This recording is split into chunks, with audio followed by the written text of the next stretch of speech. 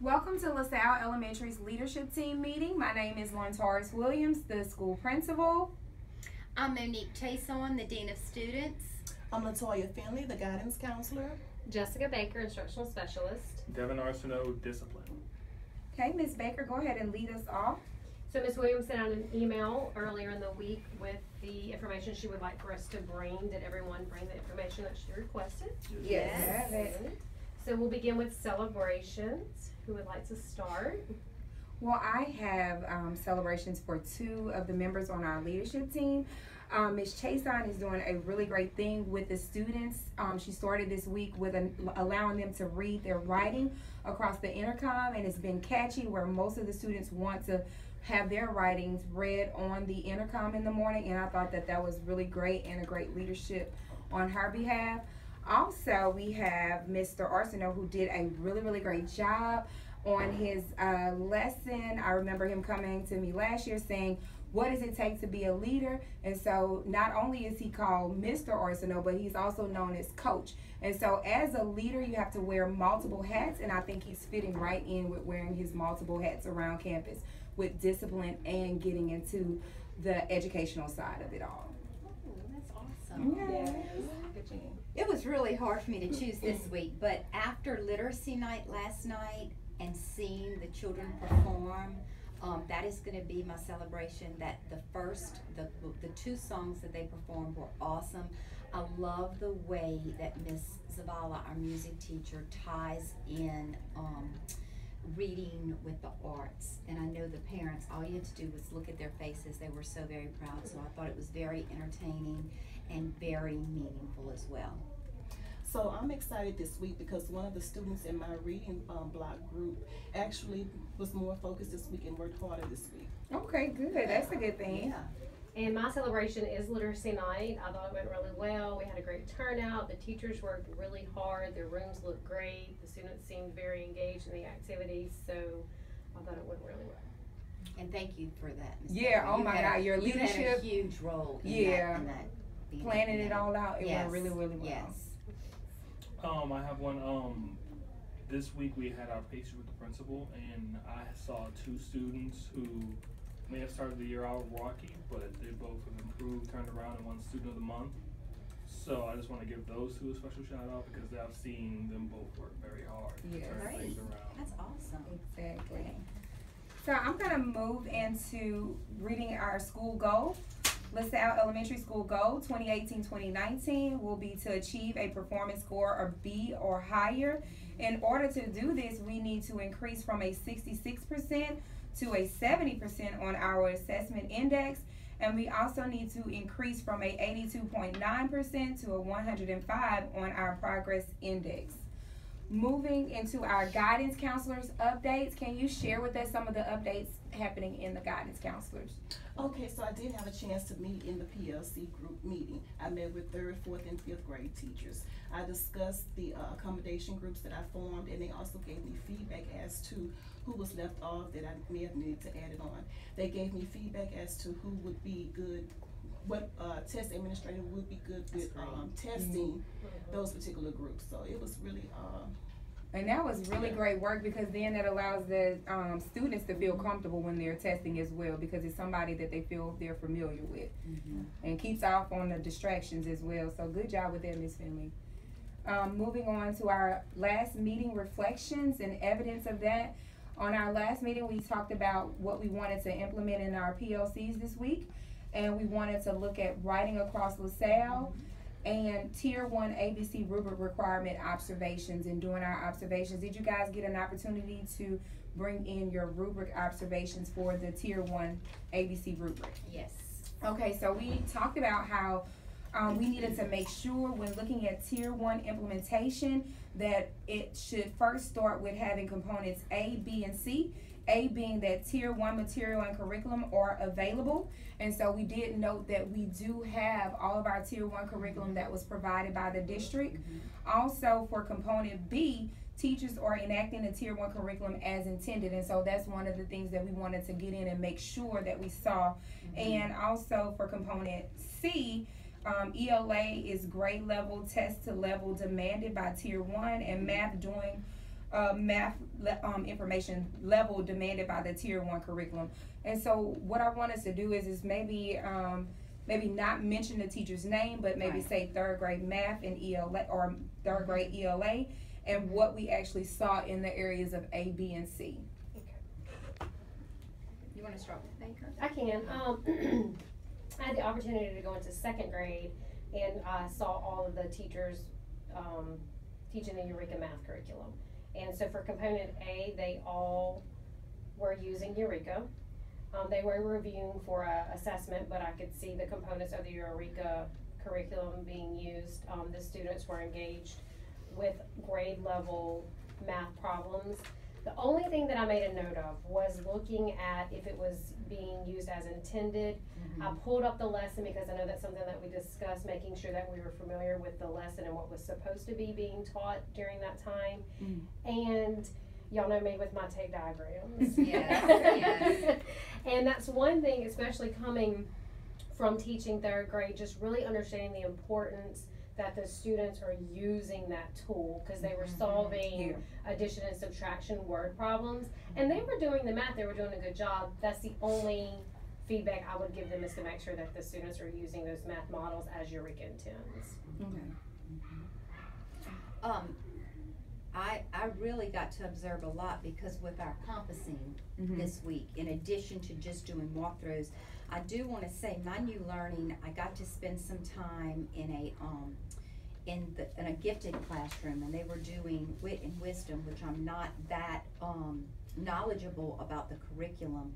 But in sitting in the classroom, that teacher is the material. She had anchor charts all around the room. The children, and they are in kindergarten, they were going on gallery walks, and the academic vocabulary they were using was unreal. And at the end of the lesson, they had to choose a book and write an opinion piece. So they really, really did great with that. I saw another classroom using wit and wisdom, and I could tell that the alignment, it wasn't as aligned as that kindergarten class. So I do want to meet with that teacher and find out exactly how the materials were available, but I don't think she's doing the program exactly as it's attending, because the sequence seemed a little off. With you and I doing the compass observations, and we've talked, it has really been such a learning for me in the way we sequenced it, and being able to see within the same week a third, a fifth, and a fourth. Yeah, that's the way, because you can see, piggybacking off of what you're saying, like with that tape diagram, how with that Eureka, if you do it as intended, it moves all the way up, and the foundation that the kids need in order to be successful. That it's a wonderful program. It really is. We had, like you said, we had conversations about just the whole alignment, and if students get that information in third grade and they're able to carry it over to fourth grade and fifth grade, you see the power of them being able to actually work out the problems that they're working on. And I thought that was really good to see just the progressions of the lesson. And maybe I was thinking, like, if we could, it would be so beneficial if a teacher may have started off with third grade, then moved with fourth grade, then fifth grade, so looping. But I would just have to see how they feel about that. I said they probably would be upset about that, but I think it would be great. It is, I mean, I've looped twice in my career, and it is really good. I was even, and you know what was so cool too, it's the way it's paced out. They were doing fractions. Yes. Yes. And so you could just see how it built. And I told Miss Williams, I said, it would be great, like, if we'd let the fourth grade teacher go observe the fifth grade lesson, so she could see, linking it to that future learning. Yeah. I had the opportunity for the Tier 1 curriculum to look at third and fourth grade. And looking at third and fourth grade, of course, all of them have their Tier 1 curriculum. They were using the curriculum as intended, following the Louisiana Believe, Tall Tale models, the writing logs that they have, the problem sets, going through the whole Eureka, having all the Eureka components. One of the third grade teachers I wanted to point out, they do have the Tier 1 curriculum, but at the time when I came in, they were kind of spiraling skills. So do you feel like, how do you guys feel about that? Like, should we hold that against them, or should it be okay because we did say that tier 2 curriculum, like the tier 2 curriculum is okay to use Absolutely. to help to support their learning. Yeah. So I didn't want to ding her off from that, because I know she's used it before. She's used the tier 1 curriculum, and she's using the tier 1 curriculum. It's just that day she had different stations set up around the classroom that focus on various skills. So maybe she was preparing for a unit assessment, and I would probably just talk to her I'm more thinking about as it. long as they know their students. I mean, we go in there and we just take a quick snapshot, but as long as we can have conversations and they can give a justification to why they're doing what they're doing, they have such a diverse group of learners. Mm-hmm. I think that And and I think it's that's also, justifiable. I agree, and I think that we also need to look at, is it aligned to the standards? So as long as it's standard based Mhm. and the rigor of the LEAP 2025, making sure that they're at that level of rigor, then Mhm. it's understandable that they would spiral in those skills. Okay. Absolutely, I agree. Moving on to writing across LaSalle, Ms. Baker, if you can share a brief summary of what you guys did in the PLC with writing across LaSalle. Sure. So this month, our Writing Across LaSalle focuses on the narrative writing. And so I met with K through 2, and we really talked about the strategies that they were using for kindergarten and first grade. With our Writing Across LaSalle, we want to make sure that it's connected to a text. And so since in the EL curriculum, they're using nonfiction text right now, they were really creative in creating their prompts so that it's related to the content that the students are currently learning, in hopes to really support their learning. So in kindergarten, they're talking about trees, so they're going to write about an experience of going to the park or going somewhere where they may, in their story, we'll talk about trees. And then for first grade, they're learning about birds, so they're going to write a story as if they were a bird, and they're going to talk about their hunger. They have a problem that they're hungry. They're going to go out and find food. So the type of bird that they choose, will determine the type of story as far as where they're, the setting, and how they're going to find their food. Okay. With second grade, we really pushed them to look at a third grade narrative prompt and how they wanted to, in third grade, we know that they're either going to have to continue a story or write a journal entry. So they chose a prompt where they're going to continue a story. And so that was really good. They talked about some of the strategies that I shared with them, what we did for Writing Across LaSalle with 3rd through 5th grade, so that they can have those same conversations with their students and supporting them with writing a prompt that they've probably not written to before. So And they I thought that was also good. tied it in, didn't they? Didn't they tie it into their content? To their Seems like- content. yes. I can't remember exactly what it was doing, but I know they tied it into that EL. Right. Yeah. Yeah, so it's all integrated together, which is great. Okay, moving on to our walkthroughs and notices. Leadership small group. I know Ms. Chason and I, we've been spending most of our time in doing the class, the observations, the compass evaluations, and the 3 of you have been going into classrooms working in your small groups. And so let's just talk a little bit about our notices in our walkthroughs and our small group. For sure, with us, I know for 3rd, 4th, and 5th, we've seen them step up with their stations, making sure that they use their little plastic containers to show their directions and show exemplars. Also, I think that we need to really look at our pacing, because a few of our classes have been off with the pacing. And so I don't know if we need to, make sure we do some work around them using timers or them having their agenda posted. Because I noticed the math teachers that had their agenda posted with application, fluency, concept development, it's like they're moving. And they check it off. We did this, and it does, it keeps you on track. Also, the teachers that use that timer, and that buzzer goes off, and that's it. So I want us to do some work maybe in a near PLC with something around pacing. Okay, and time management. And time. Okay. My noticing was, and I know we have really discussed it a lot in our PLCs as well as our PDs, small group instruction. I'm noticing a lot more in the teachers doing whole group and then breaking up and having time for those small groups. We saw a really good lesson this morning, in fact, where the pacing was really good, and the teacher had time, even though it was a Eureka lesson, she sequenced it in a way that she could pull a small group to the back, even if it's just for 10 or 15 minutes. Mm-hmm. And then they went together with the whole group. So I've noticed that both in our math lessons and our reading lessons, the small group. Okay. Y'all have any noticings from working with children or in your reading groups? Or? I'm sorry, go ahead. There you go. Okay, well, I was just gonna say I agree with the pacing because I'm in 5th grade and I do notice, you know, it's like, Yeah. hey, they got it, we gotta Yeah. move, gotta move, Yeah. gotta move, you know, and just counting down and making sure the students, are getting the work done, but then moving on. Mm-hmm. Well, and when I'm with 4th grade for reading block every day, and we just finished up our narratives on Sally Seals from the perspective of the seal. Mm-hmm. And one thing, I mean, it did run over a little bit for us, but I feel like we're walking away with a stronger concept of how to write that narrative. I know pacing is an issue with a lot of, but I also think of that extra time just to make sure that we have that grasp on it, Mm-hmm. because I definitely feel more comfortable to be able to watch them. Mm-hmm. Now I feel more comfortable knowing that they're going to come across it on the test and they're going to know how to do that. So I know that like we can't get stuck too far behind, but I think for like our ability group classes, sometimes that we should be a little bit more flexible with how, because if we rush the lesson, we don't want things to fall through the cracks. Mm-hmm.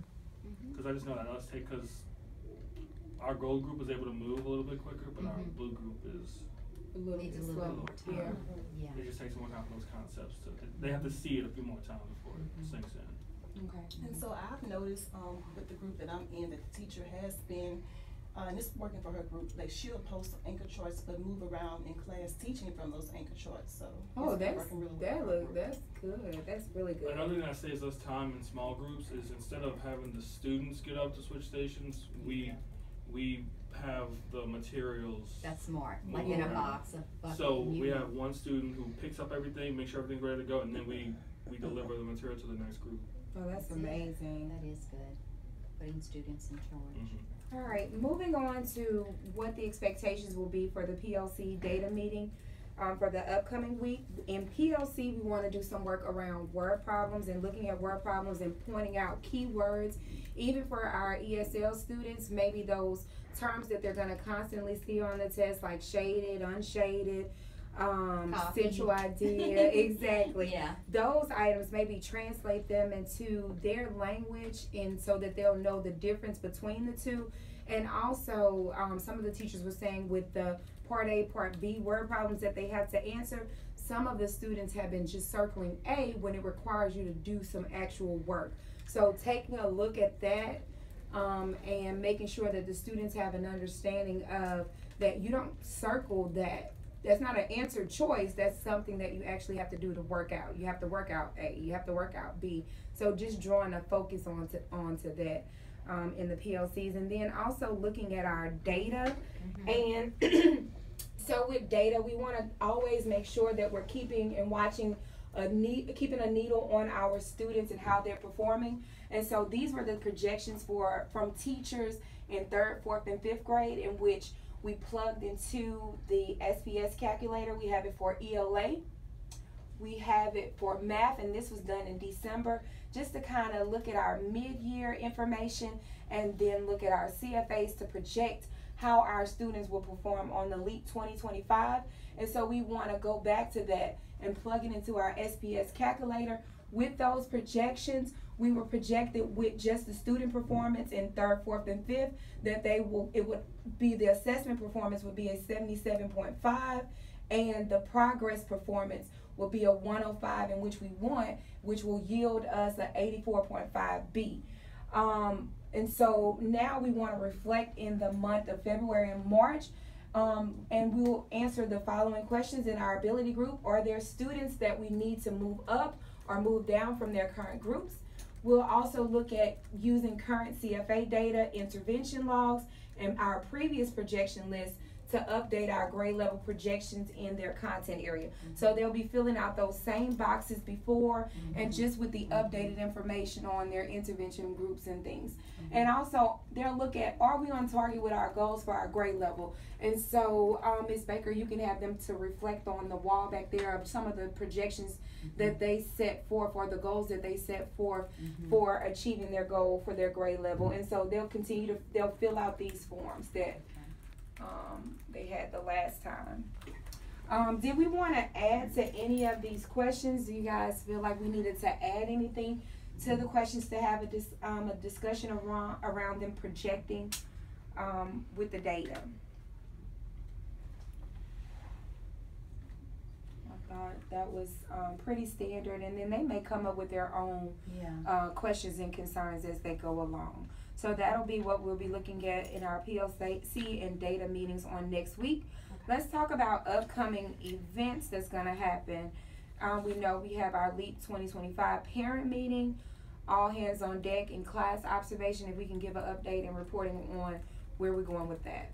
Okay, well, Ms. Baker and I have started planning. Our testing meeting is going to be Monday night at 5.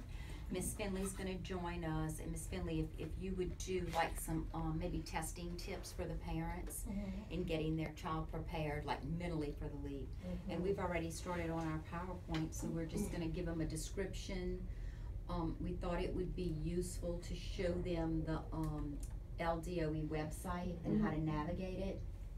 And then we also thought to give them a handout with just a sample, like 3rd, 4th, 5th in each area of problems that their children are going to have. Different testing types, and let them look at it that way. That sounds good. And I know last time we had refreshments, so I'll try to make sure I get some cookies and punch.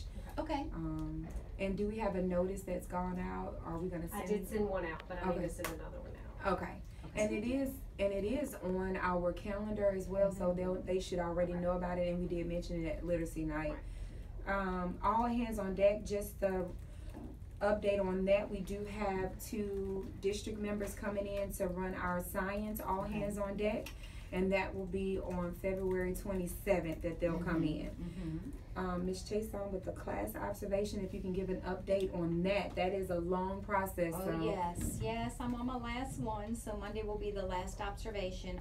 I've completed 2 of the other pre-K teachers, and I have to say that the last meeting I went to, the class training, Ms. Williams shared with us some wonderful videos that's located on Louisiana Believe's website, and I shared those videos when I met with the teachers to pre-conference them, and both of their scores went up. Oh, that just is them amazing. looking at the videos and putting some of those things into practice. So, and that's a good idea for their PLC. I know pre-K, they kind of already have their PLC set, and that's a good thing to kind of have them do and have a discussion around those videos. That's a good thing that you did. I think that was great.